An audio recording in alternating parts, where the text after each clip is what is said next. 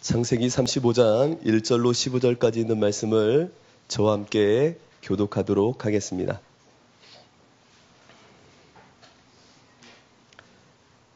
찾으셨죠?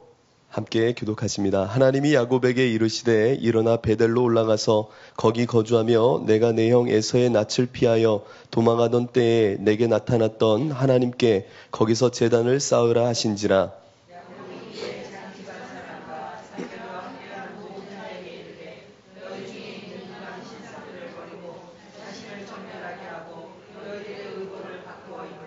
우리가 일어나 베델로 올라가자 내 환난 날에 내게 응답하시며 내가 가는 길에서 나와 함께 하신 하나님께서 내가 거기서 제단을 쌓으려 하노라 하매.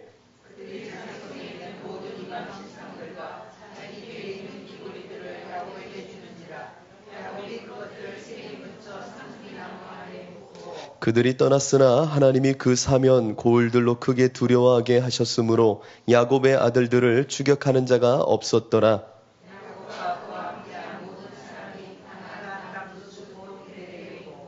그가 거기서 제단을 쌓고 그곳을 엘 베델이라 불렀으니 이는 그의 형의 낯을 피할 때에 하나님이 거기서 그에게 나타나셨음이더라.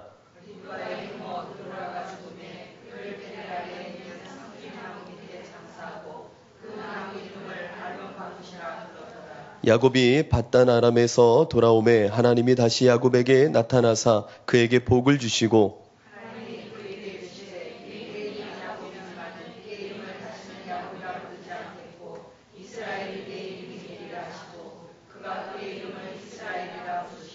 하나님이 그에게 이르시되 나는 전능한 하나님이라 생육함에 번성하라. 한 백성과 백성들의 총회가 내게서 나오고 왕들이 내 허리에서 나오리라.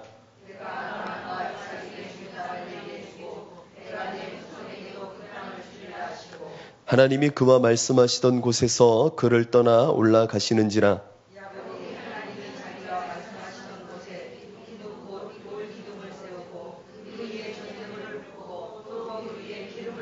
다 같이 하나님이 자기와 말씀하시던 곳의 이름을 베델이라 불렀더라. 아멘. 우리 드려진 헌물 위에서 기도하겠습니다. 하나님, 하나님께 올려드리는 이 예물이 하나님께서 귀하게 받으실 예물 되게 하시고 이 인생을 통하여 주의 영광이 드러나게 하옵소서. 감사드렸고 예수님의 이름으로 축복하며 기도드리옵나이다. 아멘. 제가 신학초년에 참 고민이 한 가지 있었습니다. 그건 바로 오늘 말씀에 연결되어 있는 본문의 내용이기도 한데 다름 아니라 믿음과 행함에 대한 고민이었습니다. 믿음과 행함, 이 둘은 서로 별개의 것인가 아니면은 함께 연결되어져 있는 것인가? 믿음으로 구원을 받는다고 하는데 정말 이 믿음만 있으면 되는 것인가?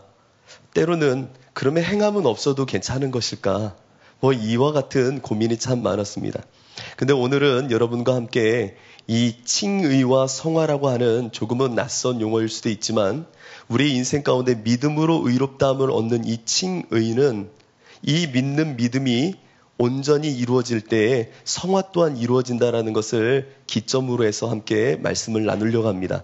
조금은 교리적인 설교같이 느껴질 수 있어서 딱딱할 수 있지만 우리의 마음 문을 열고 오늘 시간 정말 놓쳐서는 안 되는 중요한 본문이고 저에게 허락하셨던 또한 하나님의 말씀이 있었기에 오늘 이 시간 귀한 은혜로 나누려고 합니다. 공의로우신 하나님, 그 공의로우신 하나님은 반드시 이제 우리 앞에 심판주로 오십니다. 심판하시는 그 하나님, 여러분 한번 상상해 보세요. 심판하시는 그 하나님 앞에 여러분들이 서 있다고 생각해 보십시오. 하나님께서는 이제 오른편에는 양을 왼편에는 염소를 나누실 것입니다. 근데 그 하나님께서 이와 같이 심판하실 때에 무엇을 갖고 심판하실까요? 네. 하나님께서 심판하실 때 과연 성도들의 무엇을 갖고 심판하신다라고 성경이 말하고 있을까요? 어느 목사님이 이렇게 얘기했어요가 아니라 여러분들이 성경을 읽어 알고 있는 바를 한번 옆 사람에게 말해 보십시오. 하나님 앞에 내가 심판을 받을 거잖아요. 그러면 그걸 알고 있어야 되잖아요. 무엇을 갖고 어느 간음새를 갖고 나를 심판하신다 하셨는지 여러분 분명히 알고 있어야 되잖아요. 하나님은 무엇을 갖고 심판하신다 하셨는지 저를 쳐다보지 마시고 옆 사람과 한번 나눠보세요. 뭘 갖고 심판하신다 하셨는지. 네, 저를 보셔도 괜찮습니다. 하나님께서는 심판하실 때에 그 심판하시는 내용은 여러분이 의아하게 생각하실 수 있지만 바로 행위입니다. 행위. 거룩한 행함. 네가 어떠한 행동을 했는지를 심판의 기준으로 삼겠다라고 성경은 신구약을 걸쳐 끊임없이 말씀하십니다. 이 말을 듣는 순간 여러분 마음에 왠지 모를 반대급부의 이야기, 반대적인 성향이 일어나지 않습니까? 아니요. 믿음으로 구원을 받는다고 했는데 왜 행함을 갖고 심판하십니까? 라고 하는 마음이 들지 않으십니까? 행위를 갖고, 행함을 갖고, 내가 어떻게 살았는지 그 행함을 갖고 심판하시는 하나님이 아니라 우리는 익히 누군가의 설교를 통해서 혹은 신앙 서적을 통해서 듣기론 믿음이 있는지 없는지가 더 중요한 것 아닌가요? 라고 생각하기 쉽습니다. 그러면 한번 말씀을 제가 정말 많은데 그 중에 몇 가지만 소개해 보도록 하겠습니다. 마태복음 5장 20절엔 이런 말씀이 있죠. 내가 너희에게 이르노니 너희 의가 서기관과 바리새인보다 더 낫지 못하면 결코 천국에 들어가지 못하리라. 두 번째로요. 나더러 주여 주여 하는 자마다 다 천국에 들어갈 것이 아니요 다만 하늘에 계신 내 아버지의 뜻대로 행하는 자라야 들어가리라. 마태복음 7장에 있는 말씀입니다. 또한 요한복음 5장을 보면 선한 일을 행하는 자는 생명의 부활로, 악한 일을 행하는 자는 심판의 부활로 나오리라. 요한복음 5장에 있는 말씀. 내 형제들아 만일 사람이 믿음이 있노라 하고 행함이 없으면 무슨 유익이 있으리요? 그 믿음이 능히 자기를 구원하겠느냐? 야고보서 2장에 있는 말씀. 하나님께서는 분명히 심판하실 때에 성도의 행함을 갖고 심판하시겠다 말씀하십니다. 그런데 우리는 익히 믿음으로 내가 심판에서 구원함을 얻는지 구원함을 받지 못하는지를 알고 있었다면 여러분 실수하고 있었던 겁니다. 그러면 행위를 갖고 심판을 하시는 겁니까? 맞습니다. 그러면 행함을 통해서 우리가 구원함을 받는 것입니까? 아니요. 믿음으로 구원을 받습니다. 그러나 심판을 하실 때는 그 믿음의 온전함이 갖고 온 행함을 갖고 심판하시겠다는 겁니다. 여러분 이게 엄청난 복음이요. 우리가 변질시켜서는 안 되는 하나님의 말씀입니다. 내가 주여 주여 하는 믿음, 고백, 그건 야고보서를 보면 귀신도 하나님이 한 분임을 안다고 말합니다. 하지만 네 안에 행함이 없다면, 행함을 통하여 믿음을 증거하지 않는다면 그 믿음은 거짓이라는 겁니다. 우리가 믿는 믿음을 갖고 우리는 구원함을 받습니다만 하나님이 심판하실 때는 행함, 행위, 삶을 통하여 심판하시겠다는 겁니다. 그렇다면 우리 가운데 믿음이 온전치 못함이 이 행함의 온전함을 이루지 못하였음을 직시해야 됩니다. 믿음으로 구원함을 받는 것이 맞고 하나님은 행함을 갖고 심판하신다고 한다면 이 연결고리를 무엇에서 찾겠습니까? 그것은 바로 우리가 2015년 한국 땅덩어리에서 온전한 믿음이 없기에 행함을 믿음과 별개의 것으로 생각하고 있었음을 직시해야 됩니다. 많은 교회에서, 죄송합니다. 이렇게 말해서 너무 죄송합니다. 많은 교회에서 믿으면 다 천국 간다라고 말한다면 실수하고 있는 겁니다. 그 믿음은 변질된 믿음일 수 있다는 겁니다. 왜냐? 온전한 믿음은 행함을 동반하기 때문입니다. 내가 생각하는 행함은 이 믿음과 상관없는 행함이라면 그건 윤리입니다. 그런데 예수를 믿는 온전한 믿음은 개념이나 지적인 동의나 내가 찬동하는 것이 아닙니다. 믿음은 내가 소유하는 것이 아니라 사랑으로서 역사하는 믿음이었기에 하나님께서 내 안에 지금 관계 맺는 믿음이기에 지금 이 순간에 예수님이 내 옆에 계시기에 그분이 임금과 구주로 내 안에 와 계시기에 내 행함은 은밀한 곳에서의 내 행함은 예수님 없는 율법주의자의 모습이 아니라 그 예수님이 내 앞에 계시기에 내 행함은 통제되어질 수밖에 없고 내 행함은 그 예수님과의 관계 안에서 행함이기 때문에 이 믿음의 관계 안에서의 행함이기 때문에 그 행함은 변화를 갖고 올 수밖에 없다는 겁니다. 그런데 내가 예수님을 이 인격적인 관계에 온전한 참믿음, 진정한 믿음을 갖고 있지 않은 지적인 동의로서의 믿음을 갖고 있었기 때문에 교리를 아는 수준으로, 지식을 아는 수준으로 그것을 알았기 때문에 그 복음이 내 안에 능력이 되지 못했다는 겁니다. 그렇게 이것이 우리가 탄식하고 탄식할 일입니다. 내가 예수를 믿으면 구원을 받고 그분이 나를 위해 십자가에 죽었지, 이걸 모르는 성도가 어디 있겠습니까? 그런데 그것이 나에게 능력이 되지 못한다면 그것은 십자가의 도를 향하여 미련한 것이야 라고 말하는 저들과 별반 다른 것이 없는 겁니다. 왜냐? 그들도 그 십자가를 보면서 안다는 겁니다. 저 십자가 미련한 것이지. 그런데 우리도 그 십자가를 보면서 내 삶 속에 하나님의 능력으로 내 삶이 변화되고 온전한 그 믿음의 관계 속에 예수가 내 안에 주요, 구주요, 십자가의 주요, 부활의 주요, 나를 구원하신 분이요, 나의 임금이요, 내 안에 계신 주라는 이 온전한 믿음의 관계가 이루어지지 않는다면 그 예수를 믿는 믿음은 지식이 되는 겁니다. 실제 내 안에 능력이 없다면 여러분, 하나님이 마지막 심판 때에 무엇을 갖고 심판하신다고요? 행함을 갖고 심판하신다는 겁니다. 그러면 그 행함을 갖고 심판하신다는 얘기는 온전한 믿음을 반증하는지를 보겠다는 겁니다. 그러면 내 안에 칭의, 믿음으로써 의롭다함을 얻은 이 칭의, 이 믿음은 반드시 성화의 믿음을 갖고 오게 되어 있다는 겁니다.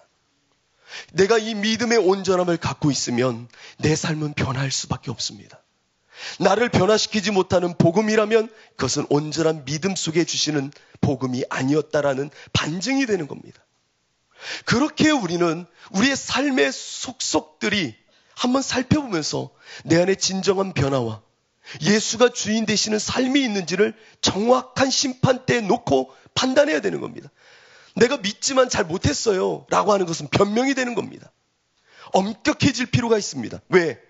심판주, 공의의 하나님의 설 때 그 공의의 하나님 앞에 우리가 설 날이 이제 다가오고 있기 때문입니다. 안위하는 신앙을 우리 교회에선 주지 않습니다. 온전한 믿음을 지키도록 목사님을 통해서 얼마만큼 정말 눈물로 호소하며 선포하고 계십니까?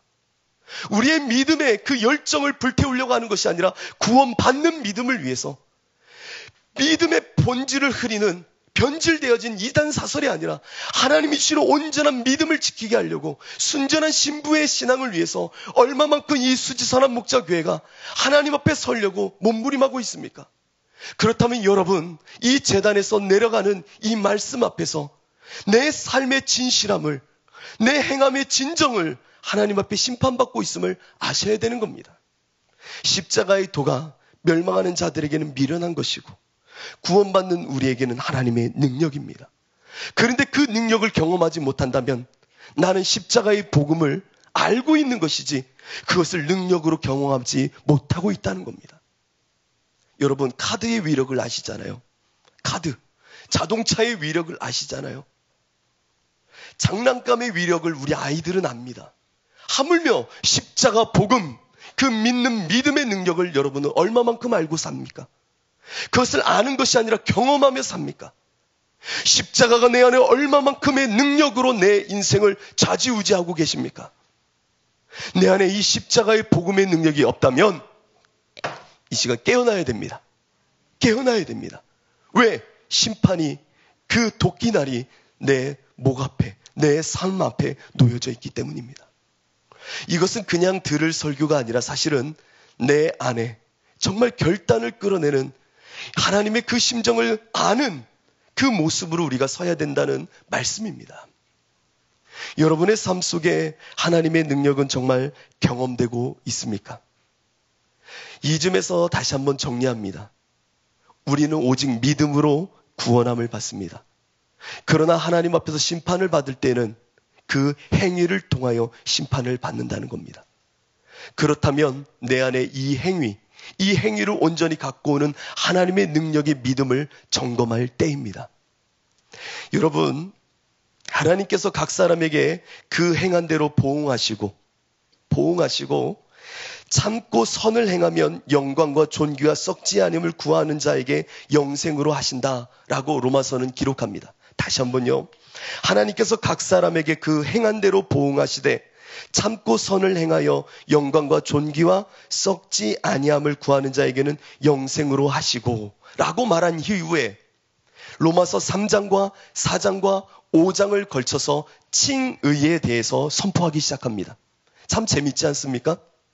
칭의, 믿음으로 의롭다함을 얻는 이 신칭의를 설교하는 복음의 정수라고 말하는 로마서가 3장, 4장, 5장, 6장, 8장까지 이르러 이 믿음으로 구원함을 얻는다라고 말하기 직전에 2장에서 너희가 선을 행하는 이 참고 행하는 그것 위에 영광과 존귀를 위하여 행하는 그 행함을 통하여 하나님께서 보응하시겠다라고 하는 행함에 대한 것을 초석으로 깔더라는 겁니다. 왜 로마서는 믿음에 대하여 강조하기 직전 2장에서 이 행함에 대해서 초석으로 깔고 있을까요? 그것은 믿음의 온전함을 보여주기 위해서, 믿음이 어디 위에 세워져 있는지를 보여주기 위해서 2장에 이 행함을 통하여 하나님께서는 보응하시고 그것을 응답하시겠다라고 말하고 있는 겁니다. 그렇게 우리가 행함을 결부한 믿음만을 강조한다면 복음을 변질시킬 수 있다는 겁니다. 야고보서는 이렇게 말합니다. 정말 재밌는 말이죠.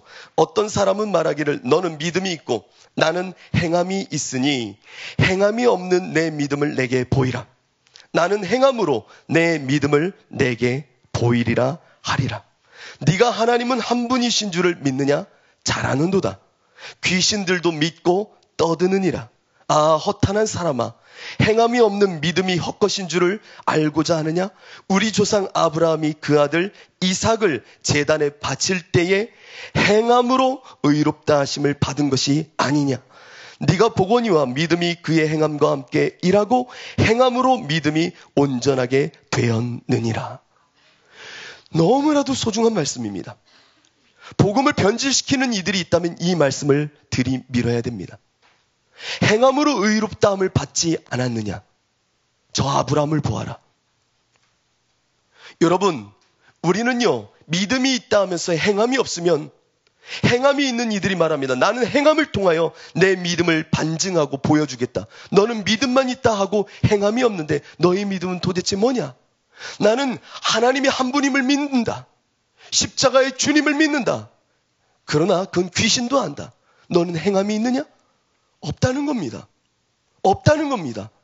내가 아는 것이 아니라 복음이 내 안에 실제의 능력과 경험으로 예수가 온전히 내 안에 주인이 되셔서 내 삶의 변화와 변모가 없다면 우리는 빨리 되돌아와야 되는 겁니다. 복음으로, 믿음으로, 온전한 믿음으로 돌아와 주님과 나와의 이 믿음의 온전함은 내 안에 실제적인 능력과 경험이 됨을 우리는 선포하며 경험해야 되는 겁니다.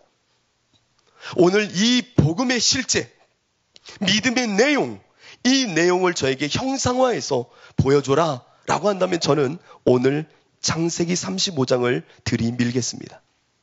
왜냐? 창세기 35장에 나오는 야곱, 이 야곱의 이야기를 저는 이 행함을 향한, 믿음의 온전함을 향한, 성화의 삶을 향한 저 천국을 바라는 그리스도인들의 형상의 모습을 정말 고스란히 담고 있다라고 저는 정말 설교하고 싶어요. 말하고 싶어요. 외치고 싶다는 겁니다. 그래서 오늘 이 야곱은 그래, 야곱이 이스라엘이 되었지라고는 변화의 관점으로 볼 것이 아니라 정말 구원받는 믿음의 인생의 내용, 믿음의 내용, 복음의 경험, 실제의 삶의 그 치열함과 예수를 믿는다 함의 그 정결함과 행함의 온전함을 보여주는 사건, 그건 바로 야곱이었다는 겁니다. 이 야곱을 보되 특별히 야곱의 절뚝거림을 보려고 합니다. 야곱의 절뚝거림. 이 절뚝거림을 통해서 오늘 우리는 정말 믿음이 일구어내는 내용, 그 행함의 내용의 치열함을 우리의 형상, 우리가 닮아져야 될 모습으로 보려고 하는 겁니다. 여러분, 그래서 마음을 여셔야 됩니다. 마음을 여셔야 됩니다. 막 덥지요? 졸릴 수도 있습니다. 그러나 오늘 이 시간 눈을 크게 뜨고 마음을 열고 주님이 주시는 그 영적인 자리까지 나가야 됩니다.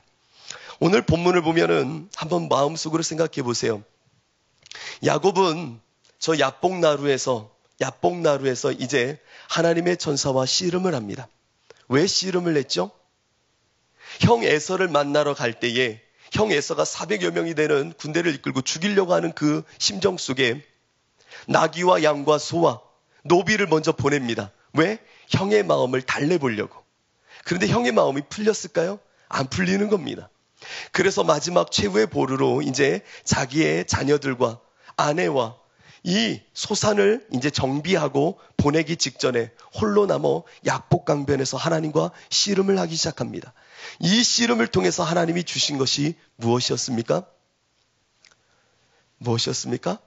흔히들 이렇게 말합니다. 야곱이 이스라엘이 되었습니다. 변화. 둘째, 이스라엘이란 축복을 받았습니다. 축복. 그런데요, 실제 눈에 보이는 야곱의 모습 속에 축복은 없었습니다. 단 하나만 있었습니다. 그건 바로 환도뼈를 내리쳐 평생에 절뚝거리는 인생이 된 겁니다. 우리가 하나님을 만나면, 거듭남의 경험을 통하면 돈이 생기거나 명예가 생기는 것이 아니라 환도뼈를 내리치시는 하나님 편에 거룩한 흔적, 십자가의 흔적, 그 흔적을 소유하게 된다는 겁니다. 야곱은 형을 만나러 가는데 쩔뚝거리며 형에게 나아갑니다. 형에게 쩔뚝거리며 나아가는 그 모습이 축복의 모습처럼 보입니까? 정말 한번 보십시오. 예수를 믿었더니 겨우 찾아온다는 것이 환도뼈를 내리쳐 쩔뚝거리는 그 모습. 내가 물과 성령으로 거듭났더니 내 인생이 쩔뚝거리는 모습이 되어졌다. 여러분 좋습니까? 그러나 하나님을 만나는 경험은 내 환도뼈를 치는 그 경험 속에 야곱이 이스라엘이 되는 그 과정 속에 이 쩔뚝거림의 경험을 허락하신다는 겁니다. 그리스도인들은 이제 온전히 하나님의 자녀가 되는 특권을 누렸지만 그 자녀가 되는 특권은 내 앞에 현실은 쩔뚝거림이라는 겁니다. 십자가의 쩔뚝거림. 저 골고다를 오르셨던 예수님처럼 저 십자가를 지었기에 절뚝거릴 수밖에 없다는 겁니다. 절뚝거릴 수밖에 없다는 겁니다. 여러분 얼마만큼 이 예수님을 통해서 오늘 이 3일간의 일정 속에 얼마만큼 쩔뚝거리셨습니까? 하나님 때문에, 하나님이 주시는 이 흔적 때문에 얼마만큼 예수님 때문에 쩔뚝거리며 사셨습니까? 내 안에 그 예수님 때문에 얼마만큼 내가 몸부림치며 쩔뚝거리며 살아오셨냐는 얘기입니다. 우리의 믿음의 행함은 이 절뚝거림입니다. 성령의 소욕과 육체의 소욕은 마주칠 수밖에 없습니다. 내 안에 십자가의 흔적, 예수의 흔적을 가졌다라고 말했던 저 바울도 평생 절뚝거리며 살았던 인물이요. 요나의 표적밖에 내가 보일 것이 없다 말하셨던 그 예수님도 저 골고다를 오르는 십자가의 절뚝거림의 인생을 사셨으며 수많은 주님의 사도들은 이 땅에 살면서 예수를 믿는다는 그 이유 하나로 모진 고초와 아픔과 정말 맞으며 죽음의 고통을 넘어설 수밖에 없었던 이들이 다 예수를 믿어 절뚝거렸던 인생들입니다. 예수를 믿으면 복과 예수를 믿으면 명예가 찾아오는 것이 아니라 절뚝거리는 인생이 찾아온다는 겁니다. 내 인생은 저 심판대에 이르기까지 절뚝거리며 가는 겁니다. 세상 사람들은 말할 겁니다. 직립보행의 그 거창한 모습을 왜 안 보이고 이렇게 잘 살 수 있는 것을 왜 예수를 믿어 불편하게 사냐고. 그러나 내 안에 예수의 흔적을 갖고 있으면, 십자가의 걸림돌을 갖고 있으면 나는 그 예수님을 내 안에 구주요 임금으로 삼았기에 이 믿음을 지키는 온전함 속에 내 행함은 변화될 수밖에 없다는 겁니다. 예수님이 주시는 그 마음 때문에 나는 흔들릴 수밖에 없고 내 삶은 쩔뚝거릴 수밖에 없다는 겁니다. 오늘 본문을 보면 정말 재밌는 장면이 나옵니다. 그것은 바로 33장에서 하나님께서는 이 아브라함이래요. 야곱에게 뭐라고 말하면, 내가 너를 이제 야곱이라 부르지 않고 무엇라 부르겠다고요? 이스라엘이라 부르겠다 하셨습니다. 그런데 하나님은 34장을 넘어가고 35장에 지나갈 때까지 이스라엘이라 부르지 않으십니다. 그리고는 35장 오늘 읽은 이 본문에 보면 또 이렇게 말합니다. 이제는 다시는 너를 야곱이라 부르지 않고 이스라엘이라 부르겠다. 아니, 하나님, 기억력이 나쁘세요? 하나님 기억력이 나쁘세요? 33장이 그렇게 말씀하셨잖아요. 처음 이 야곱이 하나님과 씨름해서 하나님과 대결해서 이겼을 때 말씀하셨잖아요. 근데 왜 35장이 또 말하세요? 야곱이 하나님을 처음 만나 환도뼈가 내려지는 그 순간에 너를 야곱을 이스라엘이라 하겠다 하셨던 그 말씀은 35장에 이르러서야 그 이름값을 하였기에 그대서야 이제 이스라엘아 라고 불러주십니다. 마찬가지로 우리가 물과 피로 예수를 만나 거듭남의 경험이 있던 우리는 이제 다 된 것이 아니라 구원을 다 이룬 것이 아니라 구원의 완성을 향하여 이제 나갈 때라는 겁니다. 온전한 믿음을 지켜 저 하나님을 만나는 그날까지 믿음의 순전함을 지킬 때라는 겁니다. 내가 하나님을 만나는 이 거듭남의 경험은 모든 것이 끝난 것이 아니라 이제 시작이라는 겁니다. 이것을 놓쳐서는 안 됩니다. 나도 수련회 때, 나 중학교 때에 부흥회 때 나 은혜 받았어요. 눈물 뿌려가면서 그때 회개도 체험했어요. 그런데 지금은요. 에이, 시간이 지났는데 뭘. 그때 나 은혜 체험했다니까요. 그러면 지금 여러분의 삶은요. 오늘 하루의 삶은요. 얼마만큼 쩔뚝거렸는데요. 아이, 그때 했으면 됐지 뭘. 아니에요. 누가 복음을 그렇게 변질시켰습니까? 누가 하나님의 심판 앞에서 당신을 그렇게 면죄부를 주었습니까? 우리의 모습을 잘 보여야 된다는 겁니다. 우리의 모습을 잘 봐야 됩니다. 야곱은 그 베델에서 그 처음 하나님을 만나는 경험을 통하여 이제 시작하고 있습니다. 시작. 이 환도뼈를 내리친 그 쩔뚝거림의 경험은 이제 끊임없이 직립보행을 할 때에 쩔뚝거리면서 이전에 하나님을 만났던 그 첫사랑을 끊임없이 되새기게 했을 겁니다. 이 흔적을 보면서, 예수의 흔적을 보면서 여러분을 잘 생각해 보십시오. 끊임없이 내가 처음 만났던 하나님, 첫사랑의 하나님을 기억하게 했을 겁니다. 또한 이 쩔뚝거림을 통해서 우리를 치면은 십자가의 예수를 경험하게 했을 겁니다. 이 쩔뚝거림의 시간을 통해서 말입니다. 이 절뚝거림은 그래서 우리에게 잊혀져서는 안 되는 겁니다. 절뚝거림이 주는 그러면 실제적인 외적인 삶은 어떻습니까? 이 외적인 삶은 아까 말한 것처럼 돈이 들어오는 삶이 아닙니다. 명예가 이루어지고 내 자식이 정말 좋은 대학에 가는 그런 복이 아닙니다. 이 절뚝거림은 철저히 성령의 소욕을 따라 육체의 소욕을 거스르는 정말 힘겨운 싸움입니다. 내가 예수를 믿기에 나는 저 야곱처럼 이제 이스라엘이 되고자 절뚝거리며 가야 되는 겁니다. 끊임없이 내 첫사랑을 기억하고 내가 매일 주와 함께 죽어지는 십자가의 경험을 기억함으로 내 삶은 늘 절뚝거리며 갈 수밖에 없다는 겁니다. 십자가가 내 안에 걸림돌이 된다는 겁니다. 걸림돌. 너무나도 큰 걸림돌이에요. 너무나도 무거운 걸림돌이에요. 그러나 이 길이 나에겐 평안이요 자유함입니다. 이게 역설입니다. 내가 주의 십자가 때문에 육체의 소욕을 거스르는데 왜 자유하냐고요? 그것이 진리고 그것이 내 안에 참다운 영원한 생명을 주기 때문입니다. 예수님이 이런 말씀을 하셨죠. 만일 네 손이 너를 범죄하게 하거든 찍어버리라.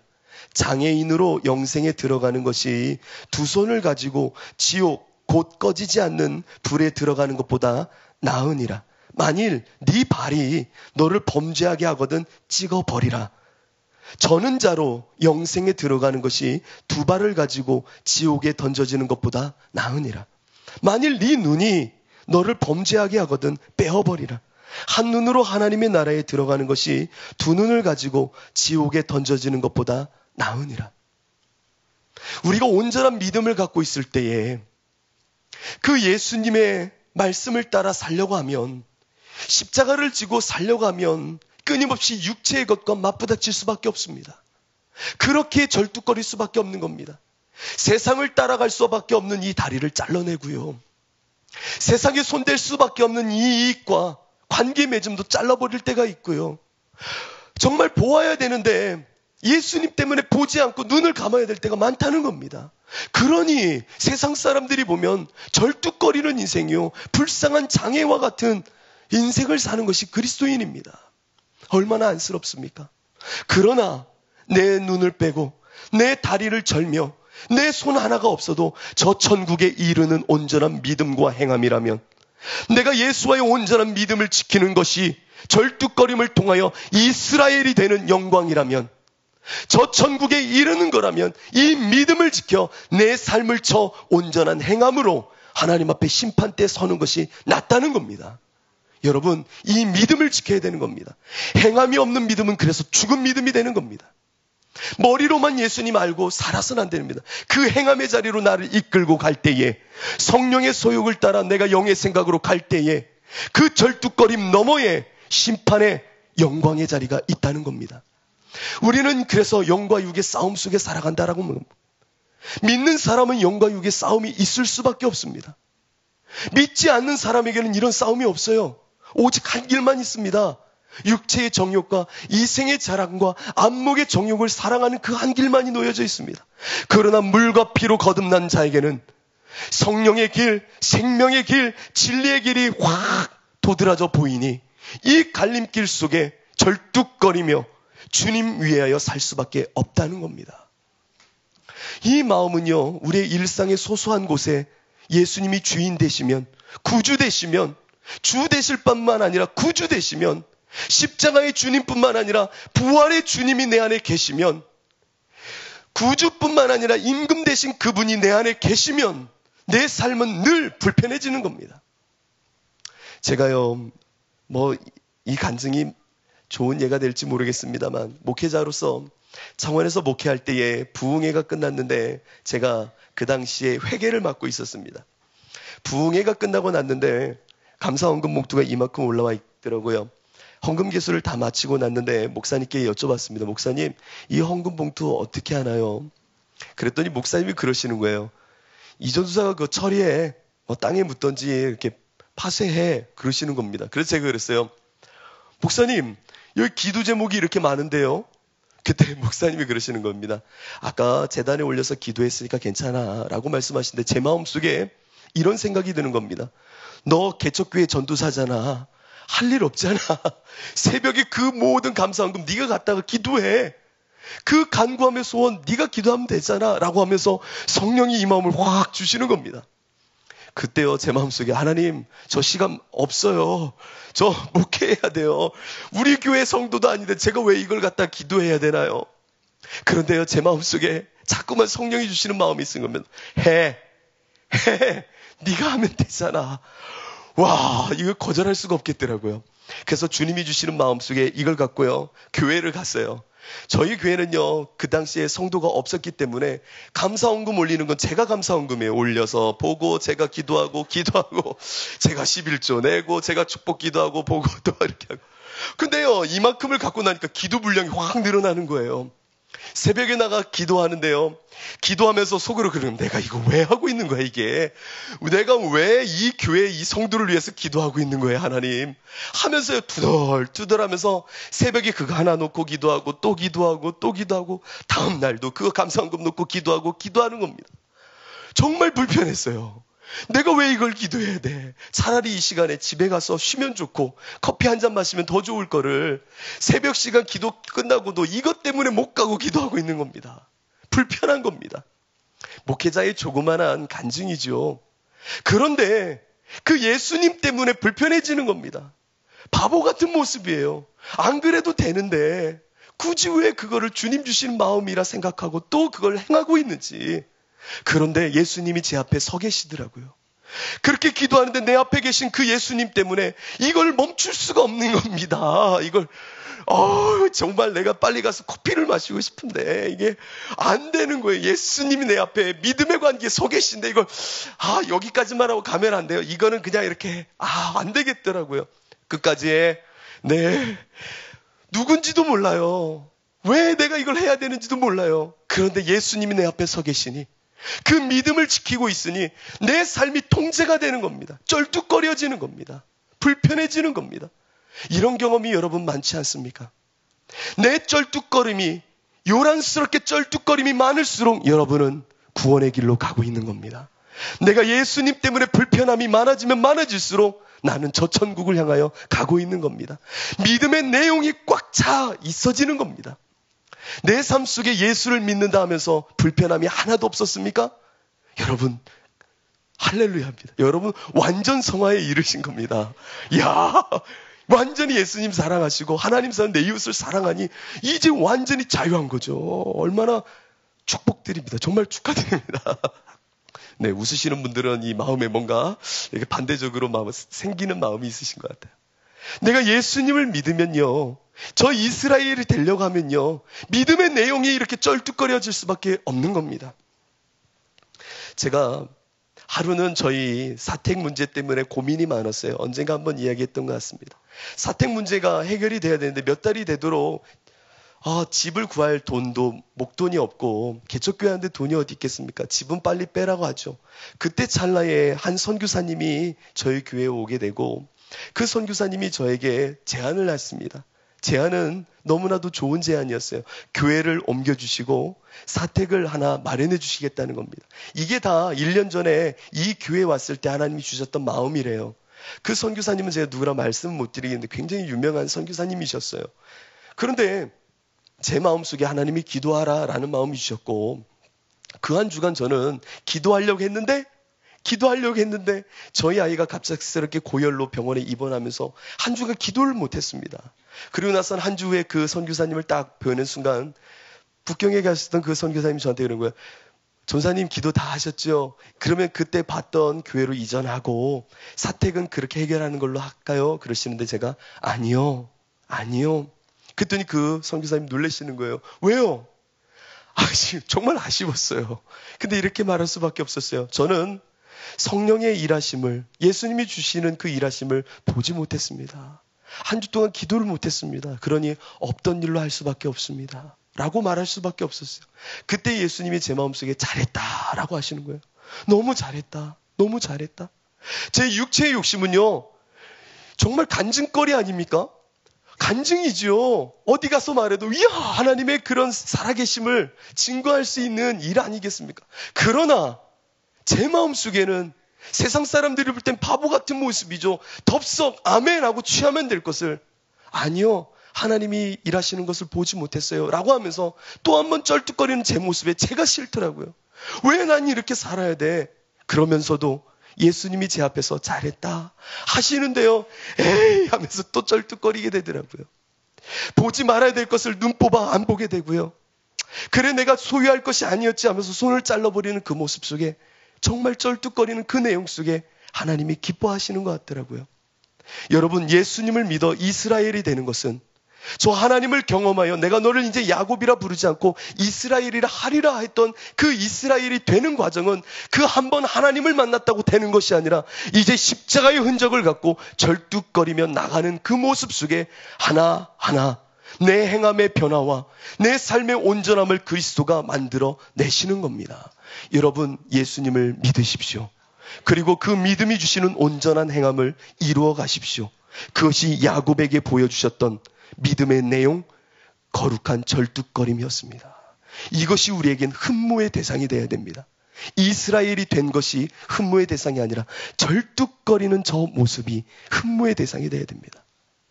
두 번째로, 이 절뚝거림의 인생을 야곱은 이제 살기 시작합니다. 절뚝거리는 이 야곱에게 이제 정말 이상한 일이 발생합니다.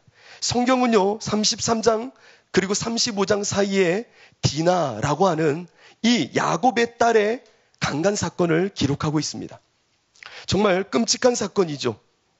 어떻게 보면은 이 야곱에게 보여지는 이 절뚝거림의 모습 속에 하나님이 보여주시는 실제적인 복음의 내용 속에 어떻게 살지를 저울질하는 모습을 대리적으로, 이 상징적으로 보여주는 듯한 모습을 저는 보게 됩니다. 딸 디나가 하몰의 아들 세겜에게 강간이라는 치욕을 당하게 됩니다. 그 모습을 알면서도 야곱은 아무 말을 하지 않습니다. 절뚝거리는 그 경계에 서 있던 십자가의 흔적이라고 생각해 보십시오. 하나님을 경험한 야곱과 이스라엘의 경계에 있었던 이 야곱은 아무 말을 하지 않습니다. 그리고는 그 아들들이 와 그 딸 디나의 사건을 알게 되고 그 세겜에게 달려가지요. 그리고 말합니다. 너희의 성읍에 있는 모든 남자들, 그 남자들에게 할례를 행하게 해라. 그래야 내 여동생을 주리라 라고 말합니다. 그리고 나선 그 속에 무슨 마음이 있었습니까? 다 쳐 죽여버리겠다는 겁니다. 외형은 할례라는 경건의 모양을 드러내지만 속에는 무엇이 있습니까? 죽여버리겠다라는 이 육체의 가장 극단의 마음을 갖고 있었다는 겁니다. 거룩함의 안에 속의 마음이 가득했던 겁니다. 성과 그 안에 속. 이 갈등을 갖고 있었던 모습, 마치 야곱의 모습을 투사하는 것 같습니다. 그리고는 끝내 그 고을에가 할례를 받은 모든 남자를 다 죽여버리고 가축과 돈과 그 소유를 다 갖고 와버립니다. 그 모습이 야곱의 모습이었습니다. 우리의 모습인지도 모릅니다. 겉으로는 예수의 흔적이 있다고 하지만 능력은 없고, 성령이 무엇인지는 알지만 성령이 알게 하시는 죄와 허물과 흠과 의에 대하여 깨닫게 하시지만 살지 못하는 내 모습, 이 모습이 이스라엘이 되지 못하고 아직도 십자가의 흔적은 있지만 쩔뚝거리지 못한 채 방황하며 멈춰있는 우리의 모습과 같습니다. 이와 같은 자를 향하여 오늘 35장 이 본문의 하나님은 말합니다. 야곱에게 이르시되 일어나 베델로 올라가라 라고 말씀하십니다. 절뚝거리는 자여 베델로 올라오라는 겁니다. 우리는 이것을 잘 기억해야 됩니다. 십자가로 인하여 절뚝거리는 자여, 세상에서 절뚝거리는 자여 베델로 올라오라. 베델로. 거기서 거룩한 척 외식하고 그 안에는 육체의 욕망으로 살지 말고 베델로 올라오라는 겁니다. 베델 어딥니까? 하나님을 경험한 장소입니다. 하나님의 임재의 장소입니다. 네가 있는 그곳에서 절뚝거리지 말고 내가 있는 이곳에 와 절뚝거리라는 겁니다. 내가 네 자리로 오길 기대하지 말고 네가 나 있는 곳으로 절뚝거리며 오라는 겁니다. 주의 십자가는 골고다를 지고 저 골고다 끝까지 올라가는 길이었습니다. 주의 십자가는 정말 쩔뚝거리며 나를 쩔뚝거리게 만들어 저 골고다까지 치밀어 올라가게 했습니다. 하나님이 임하시는 곳, 십자가의 복음이 완성되는 그곳까지 예수님은 쩔뚝거리며 올라가셨던 겁니다. 하나님이 이 땅을 사랑하시는 그 아들을 찢어 죽이시는 그 정점까지 예수님은 그 십자가를 메고 골고다를 오르셨듯 우리는 이 절뚝거리는 인생을 갖고 어디로 가야 되냐면 하나님이 계신 자리, 하나님이 일하시는 자리, 하나님이 말씀하시는 자리, 내가 하나님을 경험할 수 있는 자리로 가야 되는 겁니다. 그 자리에 멈춰 있어서는 안 됩니다. 그러면 넘어집니다. 그러면 믿음을 파산하게 됩니다. 주가 계신 그곳으로 가야 됩니다. 하나님이 일하시는 자리로 눈물을 머금고 가야 됩니다. 예수님이 골고다를 올라 저 십자가가 높이 세워질 그 자리까지 올라가셨듯 여러분도 올라가셔야 됩니다. 베델로 올라오라. 베델로 올라오라. 나 여호와가 너를 처음 만났던 그곳으로 올라오라는 겁니다. 네가 형 에서를 피하여 처음 나를 만났던 그곳이 베델이니 올라오라는 겁니다. 올라오라. 여러분 얼마만큼 하나님께 올라가고 계십니까? 하나님을 위하여 하나님이 계신 그 영광의 자리를, 하나님이 일하신 그 자리로 얼마만큼 쩔뚝거리며 가고 계십니까? 얼마만큼 가고 계십니까? 그냥 내 자리에 주저앉아서 몰라요, 그냥 나는 곤고한 자예요 라고 말하고 앉아있으면 우리의 모습은 어찌합니까? 주께서 그 십자가를 지고 오르셨듯 나는 절뚝거리는 이 모습을 갖고, 영적인 내용을 갖고, 복음의 내용을 갖고 행함을 통하여 의지를 십자가에 못 박음으로 나를 산재물 삼아 하나님께 내어드릴 때 내 인생은 쫙 하나님이 일하시고 변화시키시기 시작하실 겁니다. 베델로 올라오십시오. 하나님의 자리로 오십시오. 그 십자가를 지고 멈춰 있으면 안 됩니다. 오십시오. 하나님의 자리로 가야 됩니다. 아멘이십니까? 가야 됩니다. 가야 됩니다. 그것만 지고 있으면 구원이야 라고 말한다면 아니에요. 완전한 구원을 향하여, 구원의 완성을 향하여 우리는 가는 자입니다. 가야 됩니다. 가야 됩니다. 그 자리까지 서야 됩니다. 내가 완전히 죽어져야 될 그곳까지 가야 되는 겁니다. 그래야 부활의 영광이 있는 겁니다. 십자가를 지지 않은 자에게 부활의 영광은 없는 겁니다. 온전히 주와 함께 죽어지는 그 자리까지, 복음이 능력이 되는 그 자리까지 가야 되는 겁니다. 절뚝거리십시오. 직립보행의 멋있는 워킹이 아니더라도 하나님이 원하시는 그 거룩한 몸짓으로 가야 되는 겁니다. 하나님이 좋아하시는 그 몸짓으로, 하나님이 기뻐하실 그 엉거주춤한 덜룩거리는 모습으로 가야 됩니다. 세상 사람들은 어리석다 욕하더라도 오직 예수가 내 생명이기에 그 예수를 붙잡고 가야 되는 겁니다. 베델까지 우리는 올라가야 되는 겁니다. 베델까지 올라갔을 때에 하나님께서는 정말 놀라운 일을 계획하고 계셨습니다. 그런데 베델로 올라갈 때에 이 야곱이 그 모든 가족과 노비들을 다 모아놓고 다음과 같이 말합니다. 우리가 베델로 올라갈 때 이렇게 하자는 겁니다. 너희 중에 있는 이방 신상을 버리고 자신을 정결하게 하고 너희들의 의복을 바꾸어 입으라. 오늘 본문에 있는 말씀입니다. 2절 볼까요? 야곱이 이에 자기 집안 사람과 자기와 함께한 모든 자에게 이르되 너희 중에 있는 이방 신상들을 버리고 자신을 정결하게 하고 너희들의 의복을 바꾸어 입으라. 그리고 베델로 올라가려고 하는 겁니다. 이 모습이 우리의 믿음의 내용을 지킬 때에 정말 우리가 잊어서는 안 되는 모습과 같습니다. 이방 신상을 버리자. 이방 신상을 버리자. 하나님 아닌 내가 중심이 되는 것이 우상입니다. 우상은요, 따로 생겼던 것이 우상이 아니에요. 우상의 근원에는 자기 중심주의가 있는 겁니다. 우상은요, 누가 만들어준 것이 아니라 내가 중심이 될 때 우상을 만들어내는 겁니다. 우상이 내 안에 있으면 자기 중심주의가 투사되면 우상인 겁니다. 우상은 내가 원하는 대로 해주길 원하는 거예요. 모든 세계가 나를 중심으로 움직여주길 원하는 게 우상입니다. 하나님이 아니라 내가 우상이 되는 이 우상, 중심이 되는 이 우상, 이것을 버리자는 겁니다. 베델로 올라갈 때에, 절뚝거리며 갈 때에 우상을 버리자는 겁니다. 여러분은 부활의 주님과 임금과 구주 되시는 예수님으로 살고 계십니까? 아니면 여러분이 여전히 주인이십니까? 예수를 믿는 흔적은 있었으나, 거듭남의 흔적도 있었으나, 첫사랑의 흔적, 요나의 표적, 십자가의 흔적은 한번 있었는데 지금 내 안의 주인은 누구입니까? 누구입니까? 명확하게 봐야 됩니다. 예수님을 우상으로 만들어 끌고 다닙니까? 아닙니다. 나의 우상은 내 중심주의입니다. 나를 버려야 됩니다. 예수님 말합니다. 누구든지 나를 따라오려거든 자기를 부인하고 나를 따르라. 십자가의 절뚝거림은 이 나 중심주의를 파괴하는 겁니다. 옛자를 끊임없이 못 박는 겁니다. 못 박지 않으면 내 본성은, 내 육체의 소욕은 끊임없이 올라옵니다.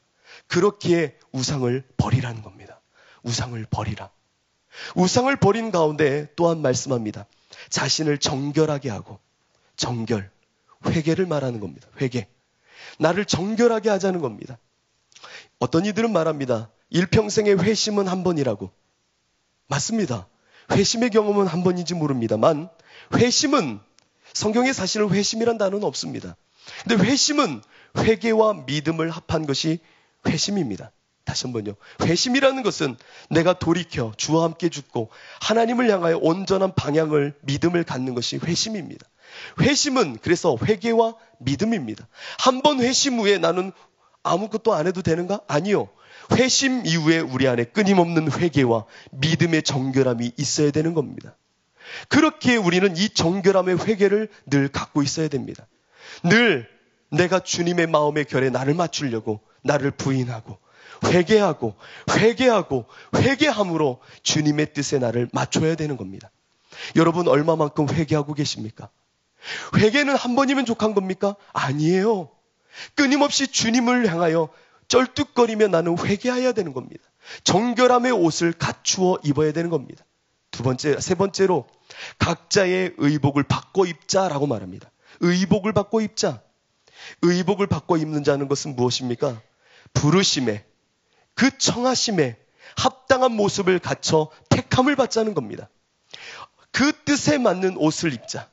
그 부르심에 합당한 택함을 받을 옷으로 나를 만들어 입자는 겁니다. 믿음입니다. 온전히 하나님의 뜻에 나를 맞추어 내 의복을 바꾸어 입자는 겁니다. 하나님의 뜻에 맞추어 내 삶을 예수 그리스도 안에서 의복을 갖추자는 겁니다. 진리가 예수 안에 있는 것 같이 너희가 참으로 그에게서 듣고 또한 그 안에서 가르침을 받았을진데 너희는 유혹의 욕심을 따라 썩어져가는 구습을 따르는 옛사람을 벗어버리고 오직 너희의 심령이 새롭게 되어 하나님을 따라 의와 진리의 거룩함으로 지으심을 받은 새 사람을 입으라. 우리는 예수로 인하여 의와 거룩함과 지혜와 구원함이 되시는 예수를 힘입어 새 옷을 입어야 되는 겁니다. 너희는 이렇게 말하는 우리는 하나님으로부터 나서 예수 안에 있고 예수는 하나님으로부터 우리 안에 오시어 의로움과 구원함과 거룩함과 지혜가 되시는 분입니다. 내가 이제 옛 자아를 못 받고 쩔뚝거리며 예수님으로 새롭게 옷을 입어 오직 예수님이 내 안에 주인 되시도록 믿음을 지켜 매 순간 예수님이 나를 바라보고 계시고 말하고 계신 그 예수님과 동행함 속에 내 삶은 작은 예수님의 의가 드러나고 거룩함이 드러나고 지혜가 드러나며 그 분의 구원하심이 내 안에 새롭게 옷 입혀지듯 그분이 내 안에 드러나야 되는 겁니다. 여러분, 내가 새롭게 의복을 갈아입는다는 것은 하나님의 뜻에 맞춰 내 삶이 예수로 옷 입혀지는 겁니다. 그 뜻을 향하여 예수님이 가르치시는 것을 향하여 지혜를 구하며 그분으로 살아간다는 겁니다. 여러분, 천국에 대한 비유 마태복음 22장에 있는 말씀을 기억하십니까? 임금이 손님들을 불렀던 장면, 임금이 손님을 불렀던 장면을 한번 잘 생각해 보십시오. 하루는 종들을 불러 말합니다. 야, 내 아들이 장가를 간다.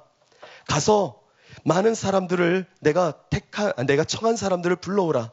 그래서 가서 말하죠. 오늘 임금의 아들이 결혼식입니다. 와주십시오. 그랬더니 뭐라고 말합니까? 만난 대로 청하지만 그들이 말하기를 나는 밭으로 가고 사업해야 되고 일이 많아서 못 갑니다. 라고 말합니다. 그래서 임금이 화가 났죠. 그래서 말합니다. 저 사거리로 가서 사람들을 청하여 마구 내 집을 채워라. 그러자 사거리에 가서 사람들을 다 채워옵니다.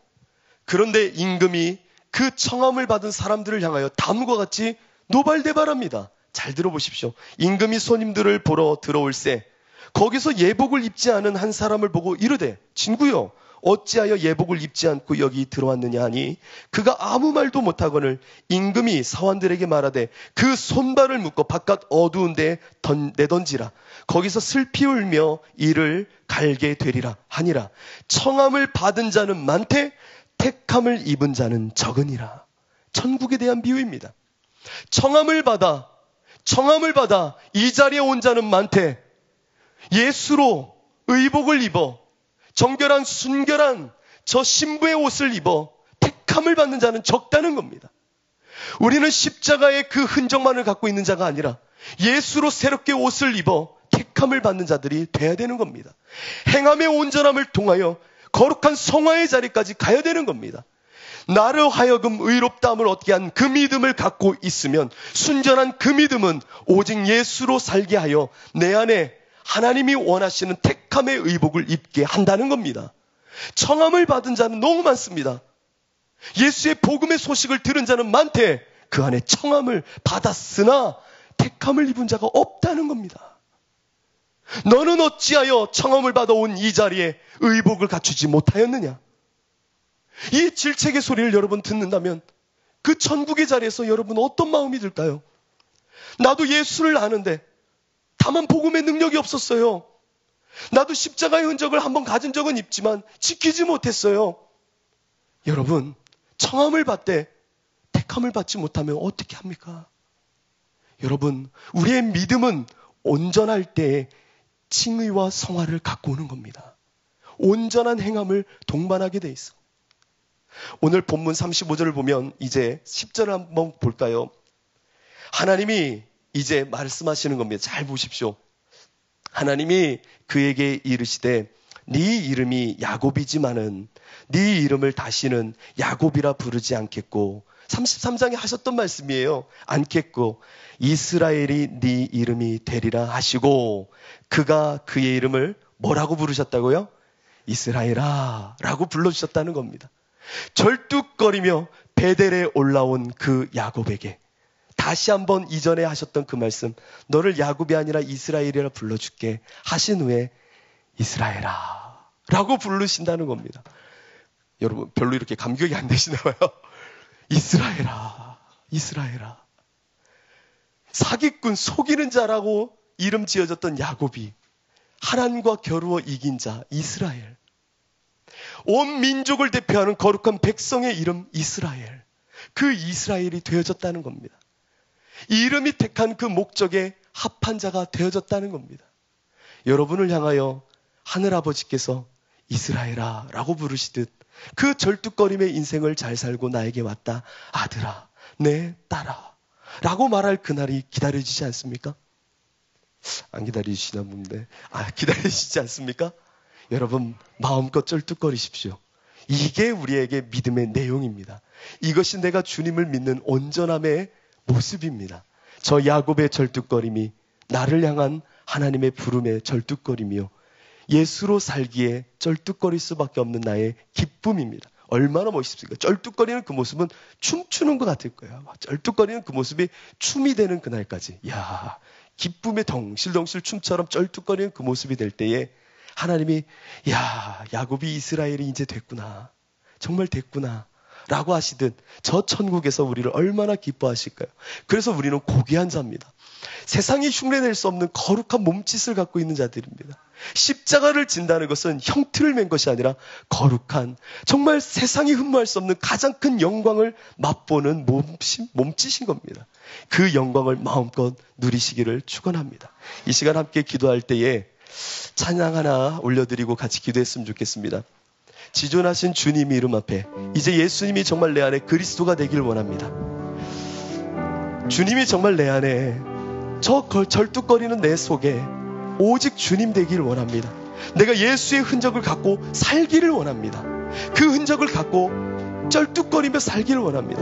저 야곱의 절뚝거림이 저 골고다를 오르셨던 예수의 모습처럼 나에게 십자가를 지고 살아가는 모습이 되게 하옵소서.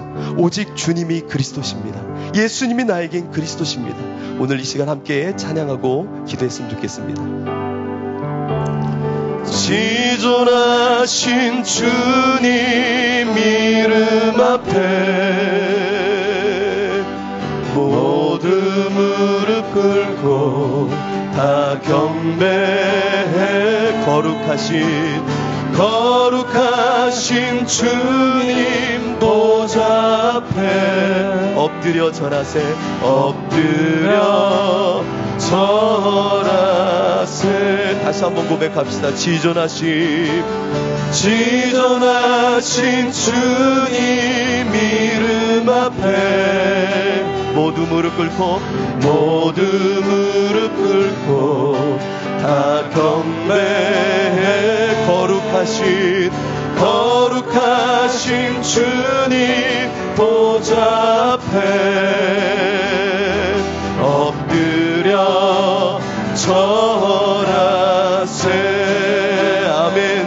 예수는 그리스도, 예수는 주님, 예수는 주, 하나님의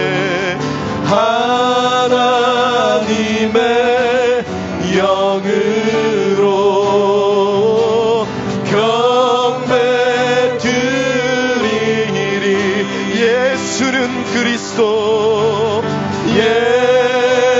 예수는 그리스도, 예수는 주님이십니다. 예수는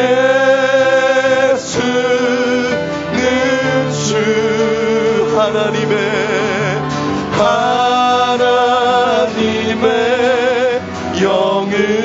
영으로 경배.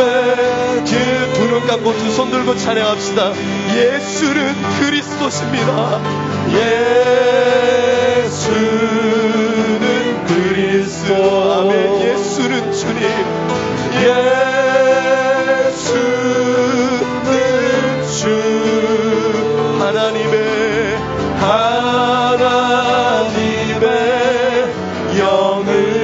영으로 경배드. 마지막으로 예수는 그리스도, 예수는 그리스도. 아멘. 예수는 주님, 예수는 주, 하나님의 영으로 경배드리니. 아멘. 주여 하나님, 내가 주님을 고백합니다. 예수가 내 인생의 그리스도임을 고백합니다. 내가 이제 저 주님과 함께 절뚝거리며 살기를 원합니다. 하나님이 부르시는 그날까지 주와 함께 죽어지며 저 십자가에 절뚝거리며 살아감이 내 믿음의 내용이요 행함의 모습임을 고백하오니, 하나님, 내가 주와 함께 죽어지게 하시고 절뚝거리며 살게 하여 주옵소서. 이 시간 주여 한번 부르시고 기도하도록 하겠습니다.